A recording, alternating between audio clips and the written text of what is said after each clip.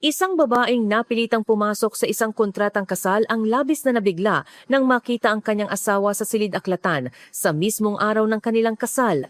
Dahil sa digmaan sa Ukraine, nawalan siya ng mga magulang at napilitan siyang ipadala ang 15 taong gulang niyang kapatid na si Andriy sa Poland para mabuhay. Tinanggap niya ang iyang bion-bion at 1800,000 at pumayag sa isang peking kasalan. Sa buong panahon hanggang sa araw ng kasal, nakita niya ang asawa na gumagamit ng saklay. Ngunit ngayon, nasilayan niya itong nakatayo at tila malakas sa silid-aklatan, isang tanawing nagpanganga sa kanya. Ano nga ba ang nangyayari sa likod ng pagpapanggap na ito? Bago natin simulan ng kwento, kung maaari ninyo kaming suportahan sa pag-subscribe at pag-like, magdadala pa kami ng mas maraming kwentong makapagpapaluha. Magandang araw sa inyong lahat, ako si Yulia Kovalenko. Ang aking kwento ay nagsimula sa Kiev sa gitna ng sirena ng pagsalakay ng hangin tuwing umaga. Sa madaling araw na iyon, nagising ako dahil sa pagyanig ng aming mga bintana. Rumaragasa ang mga pagsabog sa aking pandinig. Narinig ko ang sigaw ni nanay mula sa pasilyo. Hinila kami ni tatay ng kapatid kong si Andriy patungo sa bathtub. Ang sandaling iyon ay hinding-hindi ko malilimutan. Pagkalipas ng isang buwan, hindi na nakabalik ang aming mga magulang. Nang malaman kong natagpuan sila sa guho ng isang gusali, pakiramdam ko ay nagyelo ang aking puso. Ang matinding pagkabigla ay nagdulot ng pamamanhid. Si Andriy, na 15 taong gulang pa lamang, ay umiyak sa aking bisig. Ang tanging nagawa ko ay yakapin siya ng mahigpit. Nag-aaral ako ng nursing, ngunit hindi pa ako nakapagtapos. Gumuho ang unibersidad at nagsara ang mga ospital. Ang Tagalog na itinuro sa akin ng aking lola, na minsan nang nagtrabaho bilang OFW, ang tanging pag-asa ko. Kumita ako bilang online translator para mabuhay, ngunit hindi rin nagtagal iyon. Sa huli, nagdesisyon ako. Kailangan kong pumunta sa Pilipinas. Nag-apply ako para sa isang humanitarian visa at nakakuha ng 6 na buwang permit. Ngunit hindi maaaring sumama si Andriy. Ang limitasyon sa edad ay nagpahiwalay sa amin. Wala akong nagawa kundi ipagkatiwala ang aking kapatid sa malalayong kamag-anak sa Poland. Sa araw ng paghihiwalay namin sa airport, hinawakan ni Andriy ang aking kamay at nagtanong, "Ate, kailan tayo ulit magkikita?" Hindi ako nakapagsalita. Ang kawalan ng sagot ay sumugat sa aking damdamin.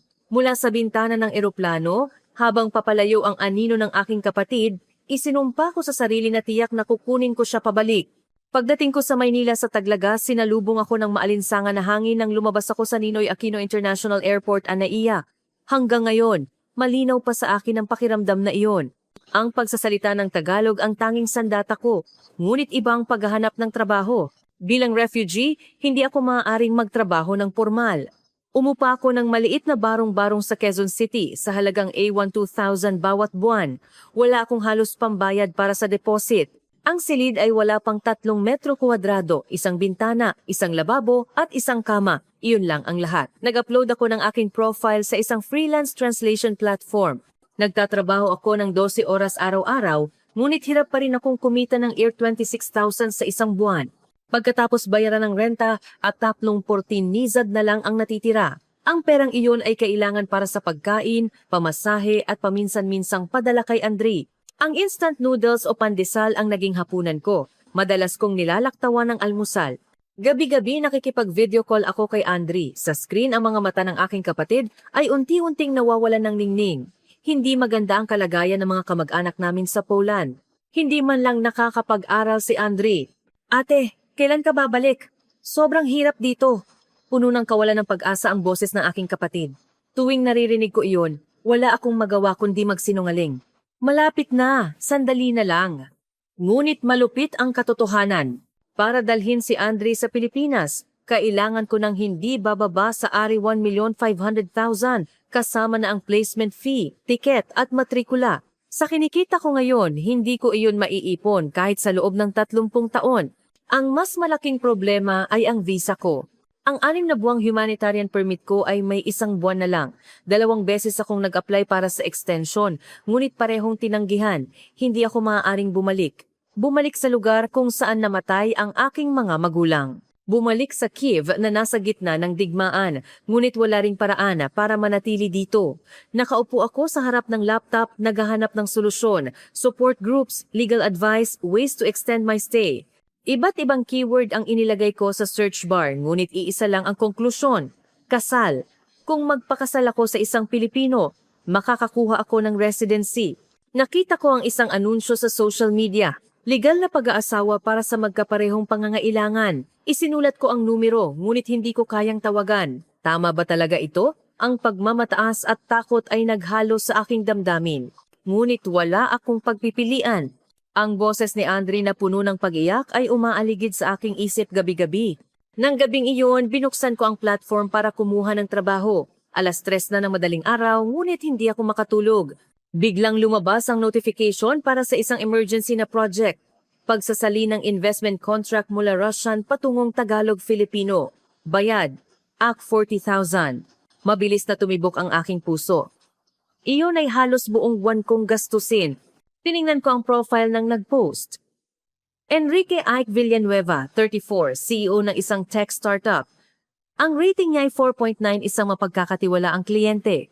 Nanginginig akong nagsulat ng proposal, background sa nursing, karanasan sa medical translation, advanced proficiency sa Tagalog. Isinulat ko ang lahat ng mayroon ako. Pakiusap, piliin niyo ako. Pagkatapos ng 30 minuto, dumating ang notifikasyon. Pinili ka. May kasamang imbitasyon sa video conference para sa isang business discussion kinabukasan 3:00 ng hapon. Kinabukasan 2:02 ng hapon, nakaupo ako sa harap ng laptop. Maayos kong itinali ang aking buhok at sinuot ang nag-iisa kong malinis na puting blusa. Eksaktong 3:00 tumunog ang video call. Pinindot ko ang connect, sumindi ang screen at lumabas ang mukha ng isang lalaki. Maiksi ang buhok, matalas ang tingin, at may bakas ng pagod sa mukha. Ngunit ang umagaw sa atensyon ko ay ang saklay na nakasandal sa tabi niya. Nakaupo siya sa isang silya at tila hindi siya komportable. Ang boses niya ay mas mababa at mas malamig kaysa sa inaasahan.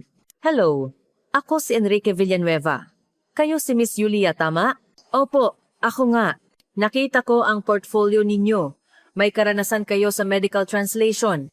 Opo, nag-aral ako ng nursing. Tumango siya at nagpakita ng dokumento sa screen. Iyon ay isang kontrata sa isang Russian investment firm. Puno iyon ng masalimuot na legal na terminolohiya. Kaya mo bang tapusin ito sa loob ng 2 araw? Kaya ko po. Mahirap ang nilalaman, ngunit hindi imposible. Sa loob ng 2 araw, nagpuyat ako sa pagsasalin. Isinalin ko ng tama ang legal na terminolohiya mula Russian patungong Tagalog. Ilang beses na tiningnan ang diksyonary, umiinom ng kape, at pinipilit magmulat. Isang araw bago ang deadline, natapos ko ang pagsasalin at ipinadala iyon. 8:00 ng gabi, dumating ang notifikasyon. Perpekto, ipadadala ko na ang paunang bayad. 22,000 ang pumasok sa aking bank account. Hindi ako makapaniwala, nanginginig ang aking mga kamay, lumuluha ako. Matagal na ang huling beses na nakakita ako ng ganoong kalaking pera na pumasok ng sabay-sabay. Makalipas ang ilang araw, nagkaroon ulit ng video conference. Nag-uugnay si Ike Villanueva sa 3 kinatawan ng Russian investment firm. Ako ang nagsilbing interpreter, naghahatid ng usapan ng 2 panig. Tumagal ang pulong ng 2 oras, pinag-usapan ng investment amount, share ratio at mga terms ng kontrata. Kahit kinakabahan, isinalin ko ng tama ang bawat salita. Nang matapos ang pulong, sa unang pagkakataon, nagpakita si Ike ng bahagyang ngiti. Salamat sa pagsisikap. Ipadadala ko na ang natitirang bayad. Natanggap ko ang buong 70,000. Ang perang ito ay nagbigay sa akin ng hininga sa loob ng 1 buwan. Ngunit alam kong pansamantala lang iyon. Kailangan ko ng pangunahing solusyon. Nang gabing iyon, kinuha ko ang numerong isinulat ko noon ang ad para sa kontratang kasal. Ang aking daliri ay nag-aalinlangan sa screen. Tawagan ko na ba talaga? Sa mismong sandali na akmang pipindutin ko na ang call, nagpadala ng text si Ike Villanueva. May oras ka ba para magkita? May gusto akong pag-usapan. Mabilis na tumibok ang aking puso. Tungkol saan kaya? Nagkatinginan ang iba't ibang ideya sa aking isip. Maaari ba tayong magkita bukas 3:00 ng hapon sa isang coffee shop sa BGC? Sige, ipadadala ko sa iyo ang detalye. Hindi ako mapakali ng gabing iyon. Ano ang pag-uusapan namin bukas? Pagkabalisa at pag-asa ang naghalo habang lumipas ang gabi. Kinabukasan, 2:00 ng hapon, nakatayo ako sa harap ng aparador. Ang tanging damit na pag-aari ko ay 2 jeans at ilang blusa. Ngunit sa araw na iyon, labis akong nag-alala. Sa huli, pinili ko ang pinakamalinis na puting blusa at itim na jeans. Nang tumingin ako sa salamin, maputla ang aking mukha. Hindi ako nakakakain ng maayos kamakailan, lalong pumasok ang aking pisngi. Sumakay ako sa MRT patungong Bonifacio Global City. Ang tanawin ng Maynila na dumaraan sa bintana ng tren ay nananatiling banyaga sa akin. Mas maaga akong dumating sa coffee shop. Ang kapaligiran ay high-end. Nag-atubili ako sa pinto. Ang isang tasa ng kape dito ay nagkakahalaga ng diyon 200 na malaking gastos para sa akin. Eksaktong 3:00, bumukas ang pinto ng coffee shop. Isang lalaking may saklay ang pumasok. Siya si Ike Villanueva. Kung ikukumpara sa nakita ko sa video call, mas payat siya. Ang mukha niya ay puno ng pagod at malalim ang eyebags niya. Nakasuot siya ng itim na polo at gray na blazer. Branded ang kanyang damit ngunit mabigat ang aura na nakapalibot sa kanya. Dahan-dahan siyang naglakad patungo sa akin. Maingat ang kanyang mga hakbang habang umaasa sa saklay. Nang malapitan, tila mas bata siya kaysa sa inaakala ko bandang 30s ngunit ang kanyang mga mata ay tila mas matanda. Iyon ang mga mata ng isang taong pinagod ng mundo. Nandyan ka na pala. Matagal ka bang naghintay? Hindi po, kararating ko lang. Tinawag niya ang waiter at nag-order ng 2 kape, pati na ang akin. Nang maihatid ang kape, naghari ang awkward na katahimikan sa pagitan namin. Si Ike Villanueva ay humigop ng kape at maingat na nagsalita. Miss Yulia, paumanhin sa pagtatanong, kumusta ang visa status mo? Ito ay isang biglaang tanong. Nagtapat ako, mag-expire na po sa loob ng 1 buwan. Nagbago ang ekspresyon niya. Ang kanyang mga mata ay tila may inaanalisa. Pagkatapos sinabi niya, pwede mo ba akong pakasalan? Sa sandaling iyon, nag-alinlangan ako sa aking pandinig. Anong sinabi niya? Kasal? Ang taong una kong nakita ay biglang nagtanong tungkol sa kasal. Akala ko ay nagbibiro lang siya, ngunit seryoso ang kanyang ekspresyon. Kinuha niya ang isang dokumento mula sa kanyang bag, isang makapal na kontrata. Kalmado niyang ipinaliwanag ang sitwasyon niya. Kasama ang kanyang partner, nagtayo siya ng isang tech startup, ngunit sinubukan ng partner niyang si Carlos Herrera na agawin ang kanyang shares. Ginagamit ni Carlos ang kanyang disability pagkatapos ng aksidente sa sasakyan bilang dahilan na sinasabing wala siyang kakayahan na pamahalaan ang kumpanya. Kakailanganin ng oras ang laban sa korte. Kailangan niya ng isang stable na imahe para sa labas. Malaking tulong kung may asawa siya. Hindi ito totoong kasal, aniya. Kailangan lang naming maging legal na mag-asawa sa loob ng 2 taon. Magpaparehistro kami ng kasal, ngunit hiwalay ang buhay namin. Pagkatapos, binuksan niya ang kontrata.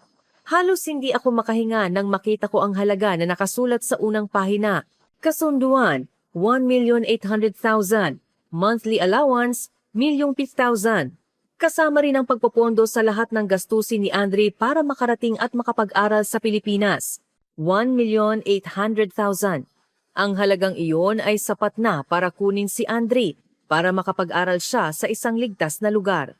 Tinanong ko siya, bakit ako po ang pinili niyo? Perpekto ang Tagalog mo, Mise, Yulia, at malaking tulong sa kumpanya. Ngunit higit sa lahat, kailangan mo rin ako, hindi ba? Sabi niya. Ito ay isang transaksyon na kapaki-pakinabang sa magkabilang panig. Ang salitang transaksyon ay tumimo sa aking puso. May isa pa akong kondisyon, dagdag niya. Walang damdamin, negosyo lang ito. Naiintindihan ko. Tinanong niya ako kung kailangan ko ng oras para mag-isip, ngunit agad akong sumagot, opo, payag po ako. Iyon lang ang tanging paraan para mailigtas si Andre. Sa unang pagkakataon, nagpakita si Ike Villanueva ng lundo na ekspresyon. Binasa ko ng maingat ang kontrata, mamumuhay bilang legal na mag-asawa sa loob ng 2 taon. Kumilos bilang mag-asawa sa harap ng publiko. Rerespetuhin ang pribadong buhay ng isa't isa. Malinaw ang lahat ng terms. Kinuha ko ang ballpen. Nanginginig ang aking kamay. Yulia Kovalenko. Pumirma rin si Ike Villanueva sa tabi. Sa ganito paraan, nabuo ang kontrata. Nagkasundo kami na magpaparehistro ng kasal kinabukasan sa Civil Registry Office. Sabi niya, ipapadala niya ang bayad ngayon din at sisimulan ang proseso para makarating si Andre sa loob ng 1 linggo. Nang lumabas ako ng coffee shop, nanginginig ang aking mga binti. Anong ginawa ko? Hindi ito makatotohanan. Pagbalik ko sa aking barong-barong, nakahiga ako sa kama. Ito ba talaga ang tamang desisyon? Ngunit wala akong pagpipilian. Tumunog ang aking cellphone. Mensahe ng bank deposit, A1,100,000. Lumabas ang luha ko. Nag-video call ako kay Andre. Andre, may magandang balita. Makakapunta ka na sa Pilipinas. Lumabas ang luha sa mga mata ni Andre. Hindi ko rin napigilan ang sarili kong umiyak. Ang proseso ng rehistro ng kasal ay mas simple kaysa sa inaasahang pumirma sa ilang dokumento, stamp at tapos na. Pagkatapos sumakay ako sa sasakyang ipinadala ni Ike Villanueva patungo sa isang eksklusibong village sa Alabang, Makati. Iyon ay isang two-story house na may malaking gate.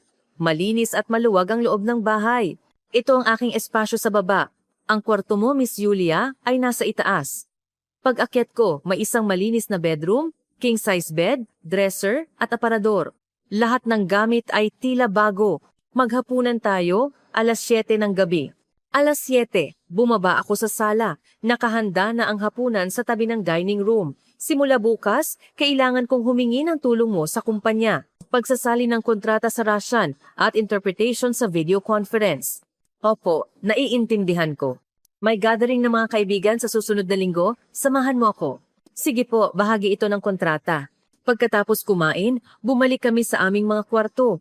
Nakahiga ako sa kama, nakatingin sa kisame. Simula ngayon, ako ang asawa ni Enrique Villanueva. Sa legal na aspeto, oo, ngunit sa totoo, isa lang itong kontrata.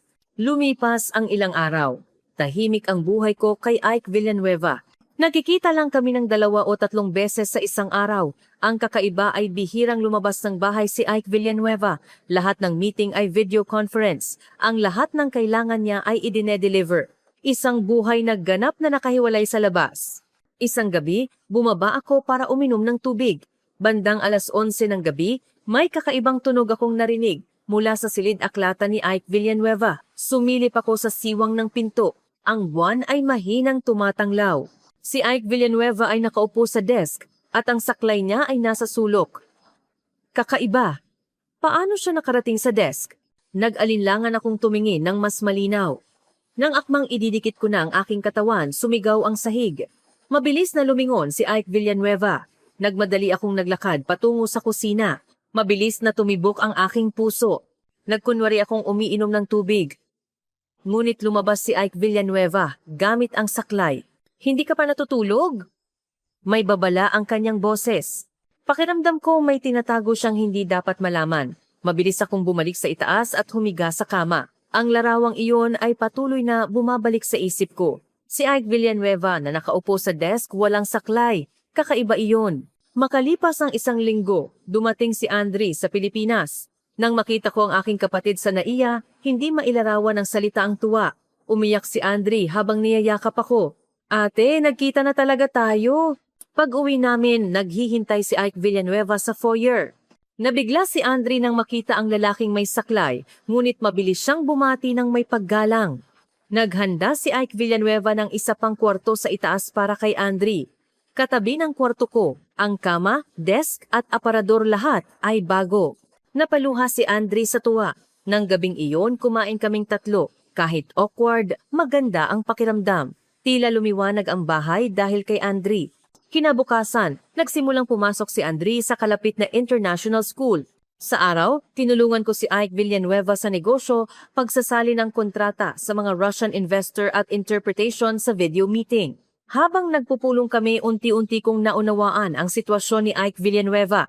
May lumabas na taong nagngangalang Carlos Herrera sa video conference. Isang lalaki na bandang 40s. Magalang tingnan sa labas ngunit malamig ang kanyang mga mata.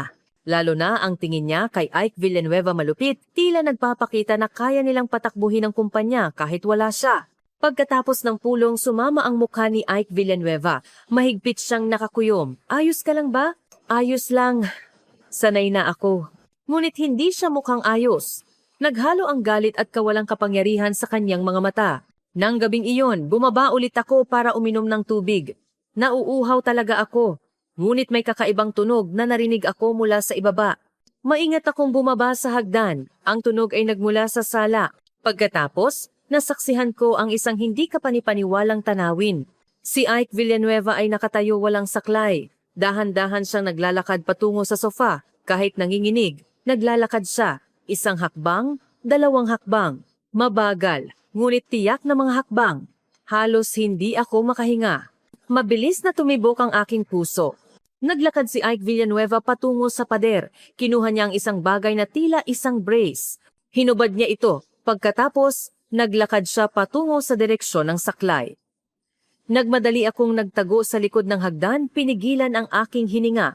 Narinig ko ang tunog ng pagkuha ni Ike Villanueva ng saklay. Maya-maya, narinig ko ang tunog ng pagpasok niya sa silid-aklatan. Matagal akong nakatayo doon, nanginginig ang aking mga binti. Totoo ba ang nakita ko? Ngunit napakalinaw. Nakakalakad si Ike Villanueva. Bakit siya nagpapanggap? Umakyat ako sa itaas at umupo sa kama. Ano ang dapat kong gawin? Magkunwari na hindi ko alam o harapin siya?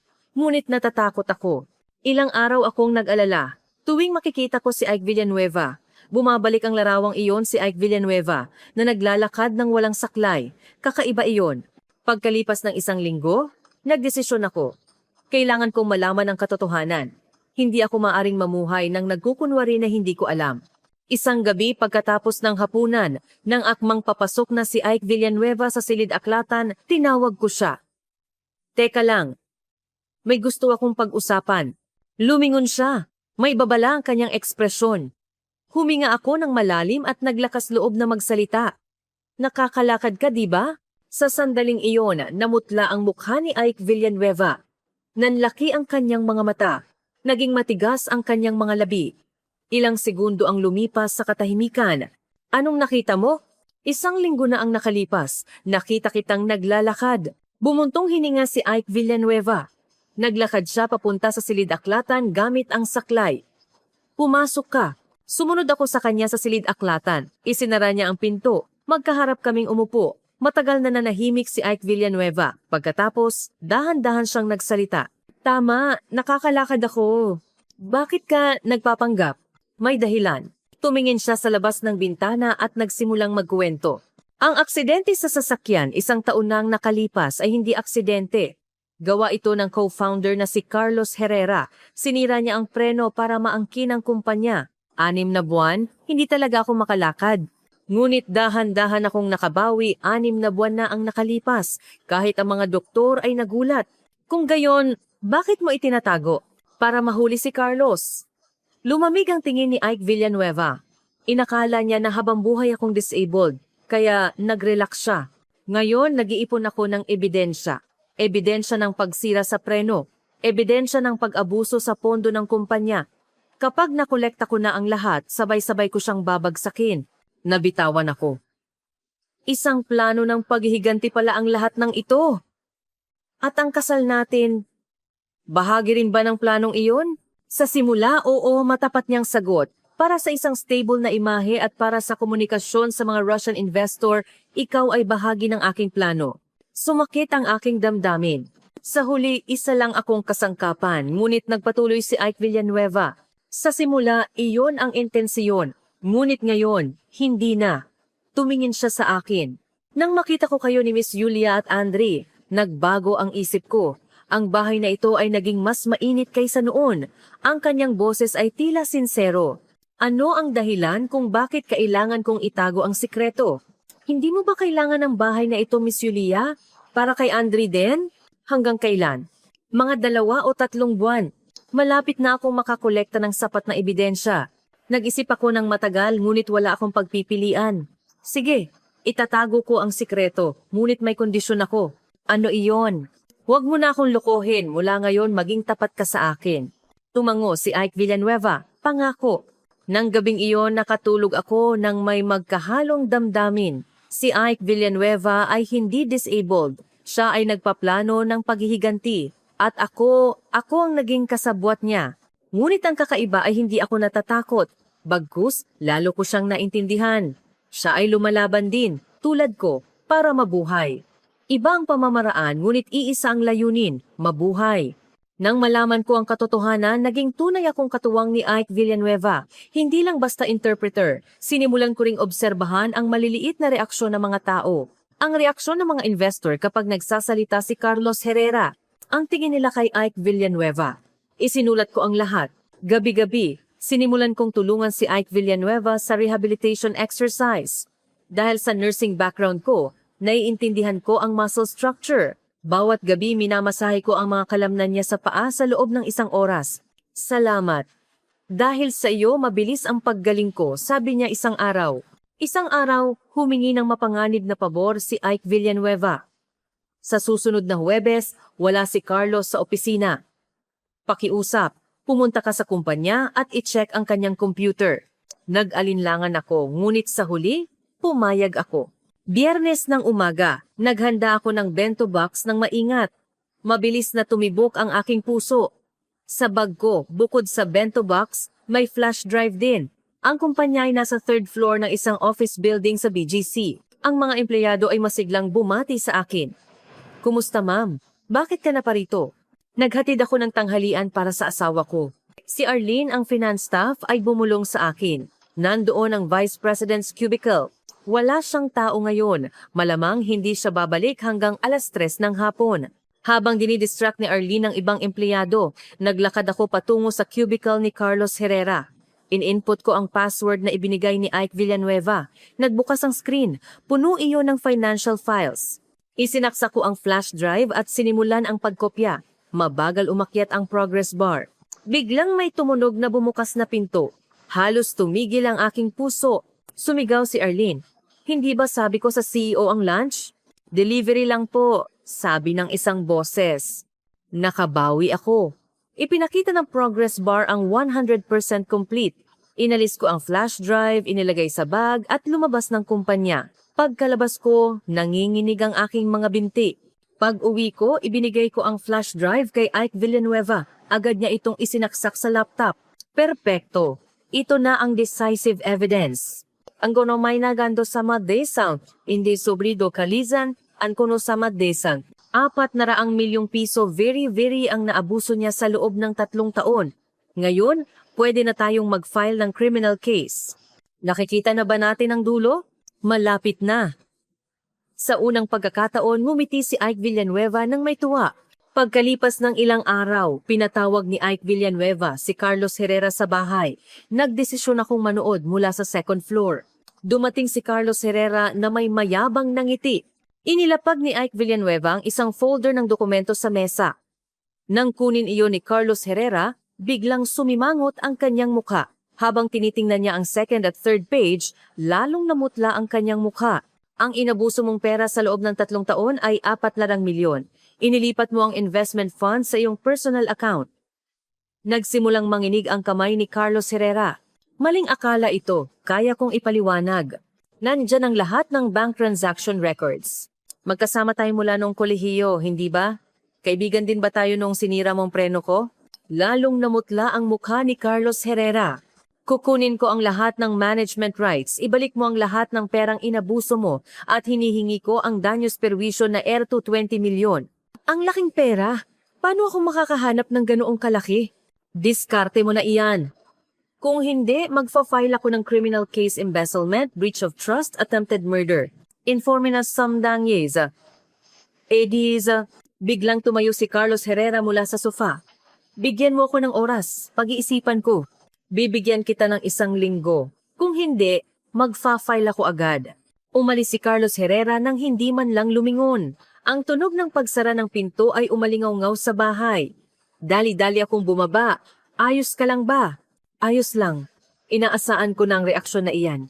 Nang gabing iyon, hindi ako mapakali. Bandang 2:00 ng madaling araw, may kakaibang tunog akong narinig mula sa ibaba. Maingat akong bumaba.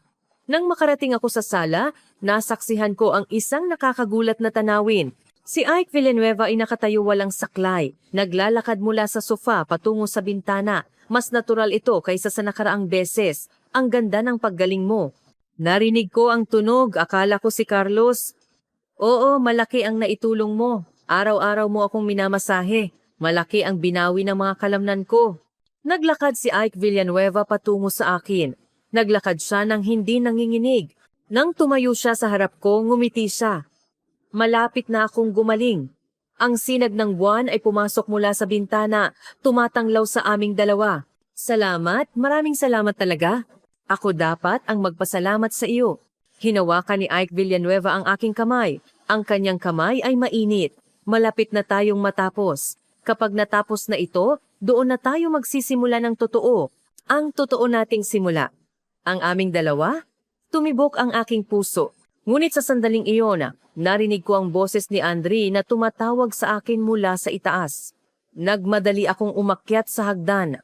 Ilang araw ang lumipas. Masyadong tahimik na naging sanhi ng pagkabalisa. Biyernes ng gabi, tumunog ang cellphone ni Ike Villanueva, si Carlos Herrera iyon. Magkita tayo bukas para mag-usap. 10:00 ng umaga sa opisina. Ayusin natin ang lahat sa harap ng mga empleyado. Humihingi ako ng tawad. At aalis na ako.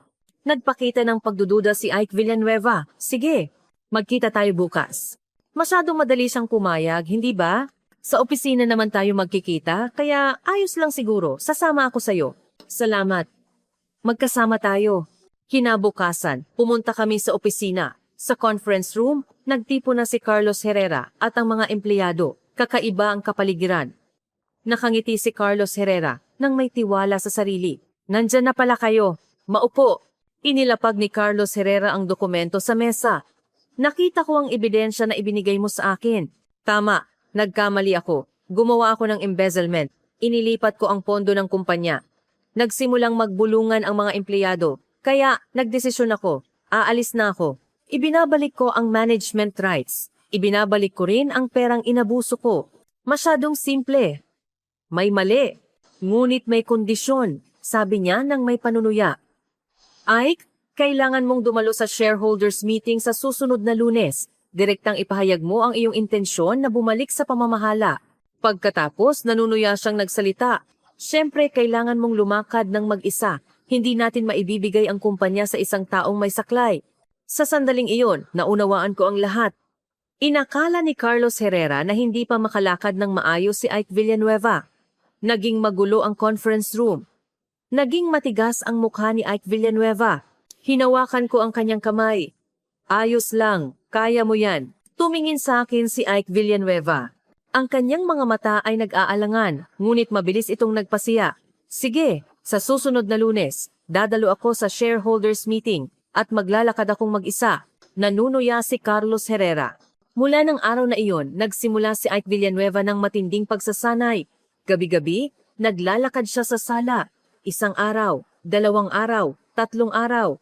Gumagaling siya ng gumagaling. Tinulungan ko siya gabi-gabi. Si Andre ay nagbigay rin ng suporta. Kaya mo yan, kuya. Enise Lene Di Sporti. Sabado ng gabi naglakad si Ike Villanueva mula sa foyer patungo sa sala nang hindi natitisod. Napaluha ako sa pagmamasid sa kanyang pagsisikap. Tagumpay. Niyakap ako ni Ike Villanueva. Dahil sa iyo ang lahat ng ito. Dumating ang Lunes ng umaga ang araw ng shareholders meeting. Nanalangin si Andre para sa amin. Kuya, siguradong magtatagumpay ka. Pumunta kami sa kumpanya. Ang shareholders meeting ay ginanap sa SMX Convention Center, Pasay. Puno ng shareholders at empleyado ang venue. Tumigil kami sa entrance. Huminga ng malalim si Ike Villanueva. Tumingin siya sa akin. Inabot ko ang aking kamay. Kaya mo, magtatagumpay ka. Dahan-dahan, inilapag ni Ike Villanueva ang kanyang saklay. Agad na natahimik ang venue. Lahat ay pinipigilan ang hininga at nagmamasid. Gumawa si Ike Villanueva ng unang hakbang. Kahit nanginginig, hindi siya natumba. Ang pangalawang hakbang, pangatlo, mabagal at maingat. Namutla ang mukha ni Carlos Herrera. Mula sa entrance patungo sa podium ay mga 20 metro.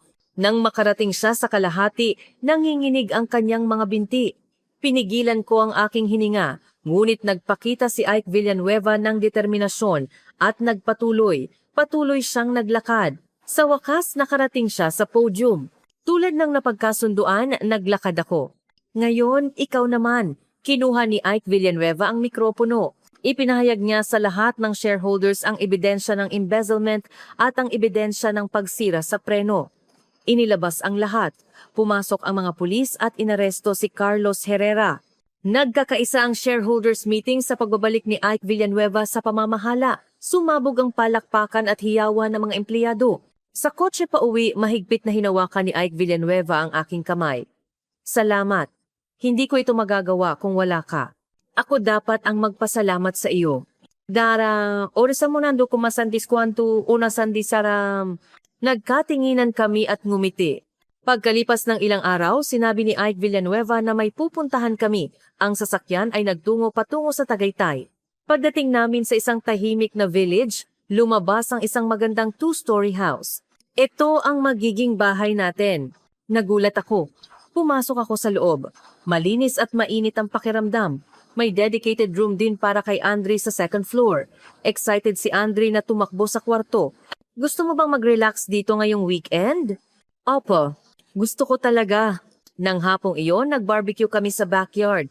Tulad ng isang ordinaryong pamilya tuwing weekend. Tunay na pamilya na ba tayo, ate? Tanong ni Andre. Oo, tunay na tayo, Andre. Masayang ngumiti si Andre. Nang gabi, pagbalik namin sa bahay sa Maynila at nakatulog na si Andre, umupo kami ni Ike Villanueva sa sala. May maikling katahimikan. Maingat na nagsalita si Ike Villanueva. Miss Yulia, siguro oras na para pag-usapan natin ang tungkol sa atin. So lang nang kita sina... Mabilis na tumibok ang aking puso. Gusto kong gumawa ng bagong kontrata. Kinuha ni Ike Villanueva ang isang maliit na kahon mula sa kanyang bulsa. Binuksan niya ito. Sa loob ay may singsing.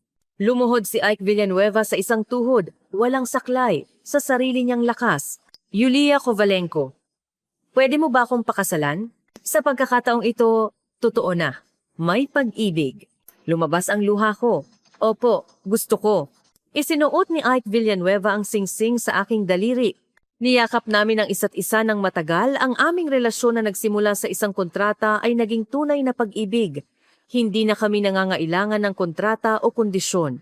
Pagkalipas ng isang buwan, nagkaroon kami ng totoong kasalan. Isang maliit na kasalan mga empleyado ng kumpanya, mga kaibigan ni Andre, at mga guro mula sa Refugee Support Group. Lahat ay nagbigay ng taos-pusong pagbati.